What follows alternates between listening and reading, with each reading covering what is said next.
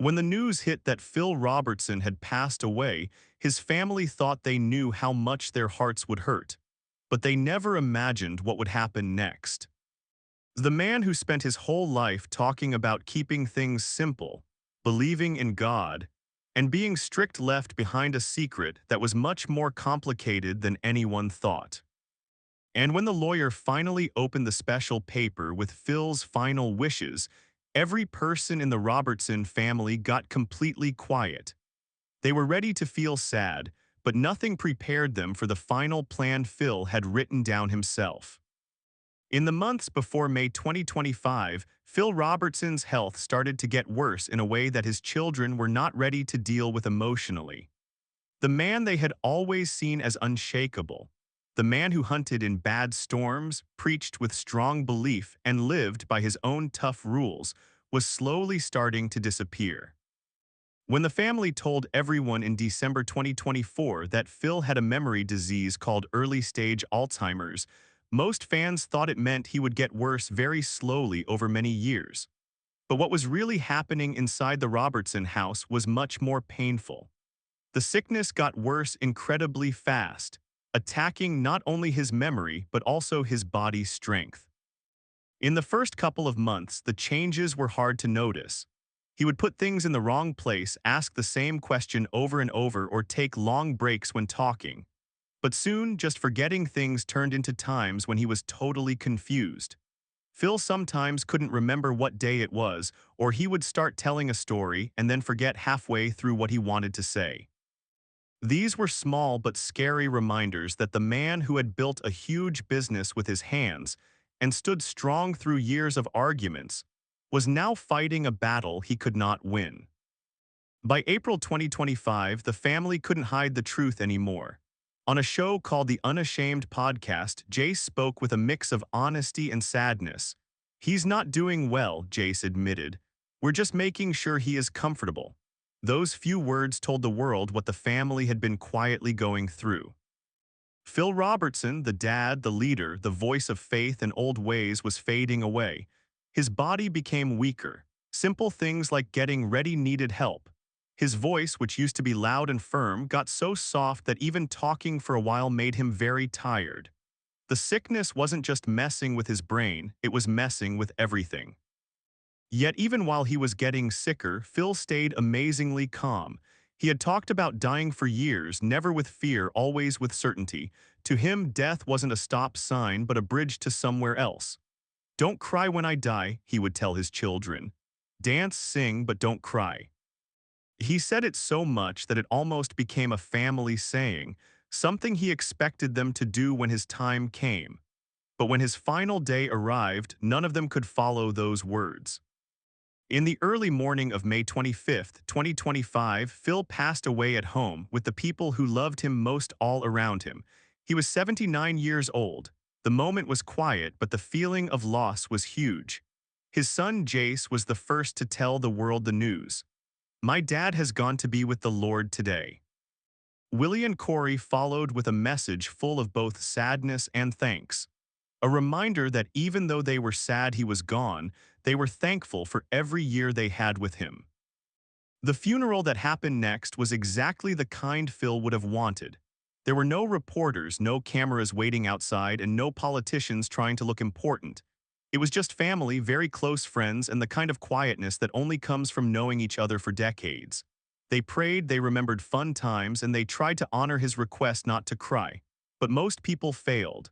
The sadness was too heavy and the love was too deep. But it wasn't the funeral that finally made the family break down. It was what happened right after. When they all got together in the lawyer's office to hear Phil's final words, the will, the letters he wrote by hand, the decisions he made long before his mind started to fail. That was the moment when the tears truly started. Because for the first time they understood that Phil's final days were not just about dying. They were about getting his family ready for life without him. The reading of Phil Robertson's will happen the day after the funeral, behind closed doors in a lawyer's office in West Monroe. Present were Miss Kay, his wife for more than 50 years. Their sons Alan, Jace, Willie, and Jep, and Phillies, the daughter Phil found out about later in his life but loved completely. What they thought they would hear was a simple dividing up of his money and things. What they got was something much more personal and overwhelming. Phil had prepared handwritten letters for every member of his family. No help from anyone, no typed pages, no practice speeches. Just Phil's own. Handwriting a little messy, shaking from being sick, but definitely his. These letters were not just about money. They were secrets, apologies, good wishes, and a final attempt to guide the people he loved. Each envelope contained not only a share of his wealth, but a personal message explaining why he gave it to them, what he hoped they would do with it, and how he wanted each of them to continue his life's work. His total worth, thought to be between $10 million and $15 million, came from years of work. Duck Commander, Duck Dynasty, book deals, selling stuff with his name on it, and years of talking about his conservative beliefs on podcasts and at events. But the real surprise wasn't the money. It was the special meaning behind every single thing he gave away. Miss K got full ownership of the family property, a place they had built together since the early days when they were eating food they caught from the swamp just to survive. Alan, who used to be a preacher, received Phil's lifetime collection of religious books and writings. Jace and Jep received equal shares of the Duck Commander business, with jobs Phil described as guarding the tradition. Phyllis received some land and a handwritten apology for the years she lived without knowing who her father truly was. And then there was Willie, the son who helped make Duck Commander famous across America, who inherited the main share of the family business along with a message that said, "Protect the faith, protect the legacy." When the last envelope was opened, tears finally came. Not because of what they got, but because they understood what they had lost. To understand why Phil Robertson's will felt so emotional, the family had to think back to where everything started. Long before TV cameras showed up, before all the merchandise and book tour, Phil was just a poor boy from Louisiana trying to survive. Born in 1946, he grew up in a house where hunting wasn't just for fun, it was a must-do. His family was so poor that their meals often depended on what he could catch in the swamps. That tough start made him the man he became. He was tough, challenging, able to take care of himself, and he really didn't like anything that took him away from the land. But Phil wasn't just a swamp kid. He was talented. His sports skills got him a scholarship to Louisiana Tech for football, where he became the main quarterback in 1966 and 1967. His backup player at the time was the famous NFL star Terry Bradshaw. Most people would have stayed and fought for a professional career. Phil didn't. In one of the most important choices of his life, he walked away from football because it got in the way of duck hunting season. "I'd rather hunt ducks than have large, violent men stomp me in the dirt," he once said. It sounded funny, but it was a serious statement about who he was. He liked freedom more than being famous. In 1972, he turned that freedom into a business. Duck Commander started as a small operation run out of his house where he carved duck calls by hand and mailed them out one order at a time. Miss K, who got married at just 17 after getting pregnant with their first child, stood by him through every hard time. For years, they lived with hardly any money, relying on their faith and what they could gather from the swamp. But the business grew slowly, then steadily, and finally exploded when Willie returned from college with a plan to make everything modern. The huge business that was created, the business that later made Phil a multimillionaire, started with poverty, sacrifice, and family sticking together. That's why the letters in his will were so powerful. Each child wasn't just getting money. They were getting a piece of a story that was written over many years. The world didn't learn about Phil Robertson through the swamps of Louisiana or the hard times of his early marriage. They met him in 2012 when the show Duck Dynasty first aired on A&E. At first, the show was supposed to be a simple reality program about a family running a duck call business. Instead, it became a huge cultural hit. At its most popular, more than 11 million viewers watched every week to see the bearded father talk about his strong beliefs on faith, family, and discipline. What people saw on TV wasn't pretend. It was the exact man Phil had always been, but being famous did not make him nicer. If anything, it made him louder. In 2013, an interview with GQ magazine started one of the biggest arguments of his career. Phil spoke very directly, some thought too directly, about being gay and about race, saying that gay relationships were against God's plan and that Black Americans were happy under Jim Crow laws. The anger was immediate. A&E temporarily stopped him from being on the show. Companies started to pull their ads and civil rights groups demanded apologies, but conservative people strongly supported him. Social media messages supporting him went viral. Duck Commander merchandise so.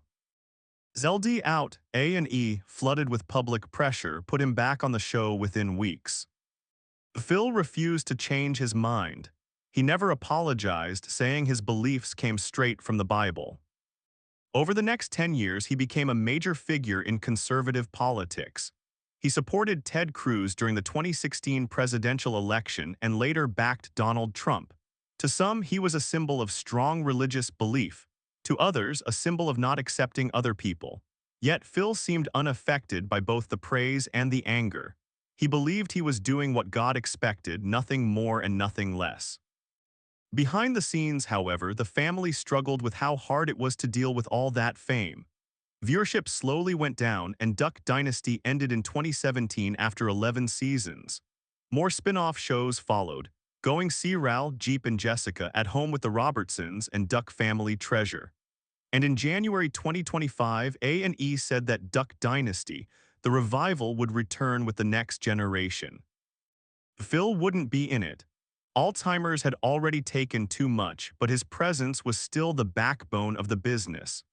His beliefs, the arguments he started, and the choices he made created his fortune, but they also created the heavy responsibilities his family would now have. Long before Phil Robertson became a cultural force, he was a man who was almost about to lose everything. Few fans of Duck Dynasty ever knew about the darker years that almost destroyed his family. In his 20s and early 30s, Phil struggled with drinking alcohol, violence, and a bad temper that left deep wounds on his marriage. Kay, who married him at just 17 after becoming pregnant with their first child, kept their home together through tears and prayer. According to Phil's own stories in later interviews, he left his family for days at a time, consumed by heavy drinking and reckless behavior. The family lived in constant worry, unsure if he would come home sober, angry, or not at all. Then came the big change. One day, in a small church in West Monroe, Phil walked in restless and defiant and walked out a changed man. He accepted Christianity with a strong belief that would define every choice he made for the rest of his life.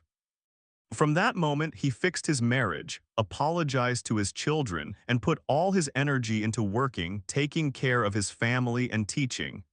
His turning to Christ didn't just change his life. It changed the entire Robertson family.